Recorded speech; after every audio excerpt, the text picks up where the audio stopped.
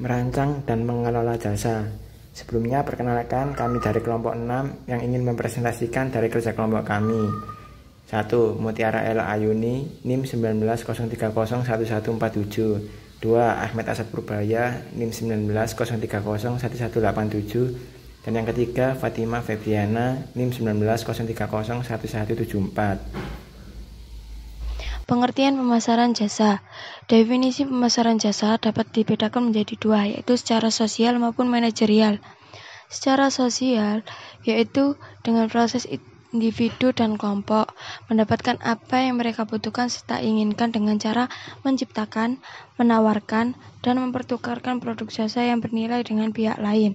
Sedangkan secara manajerial, yaitu proses perencanaan, pelaksanaan pemikiran, penetapan harga, promosi, dan penyaluran gagasan tentang produk jasa untuk menciptakan pertukaran yang memenuhi sasaran individu dan organisasi. Jasa atau servis berbeda dengan goods atau produk, karena secara kasat mata, jasa tidak dapat dilihat dan dapat menimbulkan berbagai cara dan kegiatan dalam mengembangkan strategi pemasaran. Jasa sebagai aktivitas ekonomi yang mempunyai sejumlah elemen nilai dan manfaat atau disebut intangible yang berkaitan dengannya, yang melibatkan sejumlah interaksi dengan konsumen atau dengan barang-barang milik dan tidak menghasilkan perubahan kepemilikan dalam kondisi. Bisa saja muncul dan produksi suatu jasa bisa juga tidak berkaitan dengan produk fisik. Jasa merupakan aktivitas manfaat atau kepuasan yang ditawarkan untuk dijual. Contohnya, kursus, bengkel mobil, salon kecantikan, hotel, lembaga pendidikan, dan lain-lainnya. Kemudian ada karakteristik pemasaran jasa. Karakteristik pemasaran jasa dibedakan menjadi 4. Yang pertama yaitu intangibility atau tidak berwujud. Pengertiannya adalah suatu objek, alat atau benda. Jasa merupakan suatu perbuatan, tindakan, pengalaman, proses, kinerja atau usaha yang menyebabkan jasa tidak dapat dilihat, dirasa, dicium, didengar atau diraba sebelum dibeli atau dikonsumsi. Kemudian ada inseparability atau tidak terpisahkan. Jasa bersifat inseparability artinya jasa dijual terlebih dahulu, baru kemudian diproduksi dan dikonsumsi pada waktu dan tempat yang sama. Kemudian ada variability atau heterogeneity atau inkonsistensi, yaitu keanekaragaman. Jasa bersifat sangat variability karena merupakan non-standardized output, artinya terdapat banyak variasi bentuk, kualitas, dan jenis tergantung pada siapa, kapan, dan di mana jasa tersebut diproduksi atau dihasilkan. Selanjutnya ada perishability atau tidak tahan lama. Untuk karakteristik ini menjelaskan bahwa jasa tidak dapat disimpan dan juga tidak tahan lama. Kemudian ada strategi pemasaran untuk perubahan jasa. Ada langkah mencegah kegagalan jasa agar tidak terjadi, yaitu ada 4. Yang pertama, merancang kembali proses dan mendefinisikan ulang peran pelanggan untuk menyederhanakan pemenuhan jasa. Yang kedua, menerapkan teknologi yang tepat untuk membantu karyawan dan pelanggan. Yang ketiga, menciptakan pelanggan berkinerja tinggi dengan meningkatkan kejelasan peran, motivasi, dan kemampuan pelanggan. Yang keempat, mendorong kemasyarakatan pelanggan di mana pelanggan membantu pelanggan. Pemasaran holistik untuk jasa. Pemasaran holistik untuk jasa membutuhkan pemasaran eksternal, internal, dan interaktif. Pemasaran internal menggambarkan pekerjaan persiapan, penetapan harga, distribusi, dan proporsi normal sebuah jasa kepada pelanggan. Pemasaran internal menggambarkan pelatihan dan pemotivasian karyawan untuk melayani pelanggan dengan baik. Pemasaran interaktif menggambarkan keahlian karyawan dalam melayani klien. Klien menilai jasa tidak hanya berdasarkan kualitas teknisnya. Nama sedikit yaitu kerja tim sering menjadi kunci. dan mendelegasikan wewenang ke karyawan, garis depan dapat memberikan fleksibilitas dan kemampuan adaptasi yang lebih besar dalam mengantarkan jasa melalui penyelesaian masalah yang lebih baik. Kerjasama karyawan yang lebih erat dan transfer pengetahuan yang lebih efisien. Mengelola kualitas jasa. Harapan pelanggan. Pelanggan membentuk ekspektasi jasa dari banyak sumber, seperti pengalaman masa lalu, berita dari mulut ke mulut, dan iklan. Secara umum, pelanggan membandingkan jasa tanggapan dengan jasa yang diharapkan. Jika jasa anggapan berada di bawah jasa yang diharapkan, pelanggan kecewa. Dan perusahaan yang berhasil menambahkan manfaat pada penawaran mereka sehingga pelanggan tidak hanya puas, tetapi terkejut dan sangat puas. Pelanggan akan sangat puas bila mendapatkan pengalaman yang melebihi harapannya.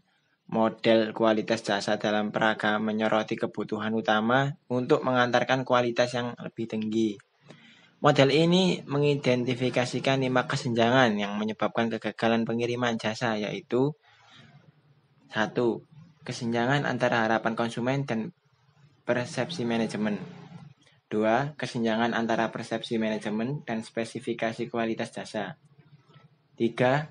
Kesenjangan antara spesifikasi kualitas jasa dan pengantaran jasa. Di sini maksudnya pada nomor 1 kesenjangan antara harapan konsumen dan persepsi manajemen, yaitu manajemen tidak selalu mempunyai anggapan yang benar tentang apa yang diinginkan pelanggan. Administrator rumah sakit mungkin berpikir bahwa pasien menginginkan makanan yang lebih baik, tetapi pasien mungkin lebih khawatir dengan responsivitas perawat. 2. Kesenjangan antara persepsi manajemen dan spesifikasi kualitas jasa. Maksudnya di sini yaitu manajemen mungkin mempunyai anggapan yang benar terhadap keinginan pelanggan tetapi tidak menetapkan standar kinerja. Administrator rumah sakit mungkin memberitahu perawat untuk memberikan pelayanan cepat tanpa memspesifikasikannya dalam menit. Nomor 3, yaitu kesenjangan antara spesifikasi kualitas jasa dan pengantaran jasa. Maksudnya di sini yaitu personal mungkin tidak terlatih atau tidak mampu ataupun tidak bersedia memenuhi standar, atau mungkin terikat dengan standar yang bertentangan, seperti meluangkan waktu untuk mendengarkan pelanggan dan melayani mereka dengan cepat. 4. Kesenjangan antara penghantaran jasa dan komunikasi eksternal, yaitu harapan konsumen dipengaruhi oleh pernyataan yang dibuat oleh iklan dan perwakilan perusahaan. Jika brosur rumah sakit memperlihatkan kamar yang indah, tetapi bagian tiba dan menemukan kamar tersebut murahan dan tampak berantakan, komunikasi eksternal mengganggu harapan pelanggan. 5. Kesenjangan antara jasa angkatan dan jasa yang diharapkan, yaitu kesenjangan terjadi ketika konsumen telah menganggap kualitas jasa dokter mungkin terus mengunjungi pasiennya untuk memperlihatkan perhatian. Tetapi pasien mungkin menerjemahkan tindakan ini sebagai indikasi bahwa benar-benar ada masalah besar. Berdasarkan model kualitas jasa ini, Preset mengidentifikasi 5 determinan kualitas jasa berikut ini berdasarkan urutan arti pentingnya. 1. Keandalan, kemampuan untuk melaksanakan jasa yang dijanjikan dengan andal dan akurat. 2. Responsif, kesediaan membantu pelanggan dan memberikan layanan tepat waktu. 3. Jaminan, pengetahuan dan konsep panen karyawan serta kemampuan mereka untuk menunjukkan kepercayaan dan keyakinan. 4. Empati, kondisi memperhatikan dan memberikan perhatian pribadi kepada pelanggan. 5. Wujud, penampilan fasilitas fisik, peralatan, personil, dan bahan komunikasi. Selanjutnya, mengelola merek jasa. Pengembangan strategi merek untuk jasa ini memerlukan perhatian khusus guna memilih elemen merek, menetapkan dimensi citra, dan merencanakan strategi penetapan merek. Memilih elemen merek karena jasa tidak berwujud dan karena pelanggan sering membuat keputusan dan pengaturan tentang jasa di tempat yang jauh dari lokasi sebenarnya, di rumah atau di kantor. Pengingat merek menjadi sangat penting. Jadi, Nama merek yang mudah diingat menjadi penting. Elemen merek lain, logo, simbol, karakter, dan semboyan juga dapat mengangkat dari kelemahan dan menyertai nama merek guna membangun kesadaran merek dan citra merek. Selanjutnya, menetapkan dimensi citra mengingat sifat manusiawi dari jasa. Tidak mengejutkan jika kepribadian mereka merupakan dimensi citra yang penting untuk jasa.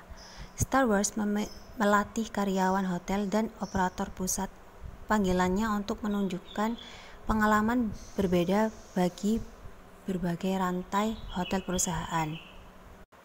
Perusahaan juga dapat merancang program komunikasi dan informasi pemasaran, sehingga konsumen belajar lebih banyak tentang merek dibandingkan informasi pemasaran. Sehingga konsumen belajar lebih banyak tentang merek dibandingkan informasi yang mereka dapat dari pertemuan jasa saja. Selanjutnya, merencanakan strategi penetapan merek terakhir. Jasa juga harus mempertimbangkan pengembangan hierarki merek dan portofolio merek yang memungkinkan positioning dan membidik segmen pasar berbeda. Pemasar dapat menetapkan merek kelas jasa secara vertikal berdasarkan harga dan kualitas perluasan. Vertikal sering memerlukan strategi sub-branding yang menggabungkan nama corporate dengan nama merek individual atau pemodifikasi. Selanjutnya, mengelola jasa pendukung produk. Yang tidak kalah penting dari industri jasa adalah industri berbasis produk yang harus menyediakan sejumlah jasa, produsen peralatan-peralatan kecil, mesin kantor, traktor, mainframe, pesawat terbang, semuanya harus menyediakan jasa pendukung produk. Jasa pendukung produk menjadi tempat pertarungan utama untuk memberikan keunggulan kompetitif. Strategi jasa purna jual. Yang pertama ada evolusi layanan pelanggan. Produsen biasanya memulai dengan menjalankan departemen suku cadang dan layanan mereka sendiri.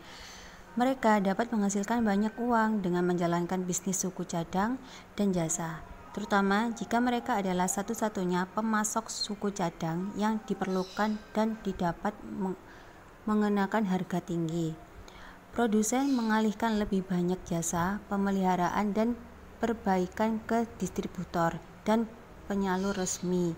Tetapi kemudian perusahaan jasa independen muncul dan menawarkan harga yang lebih rendah atau layanan yang lebih cepat. Dan selanjutnya ada imperatif layanan pelanggan.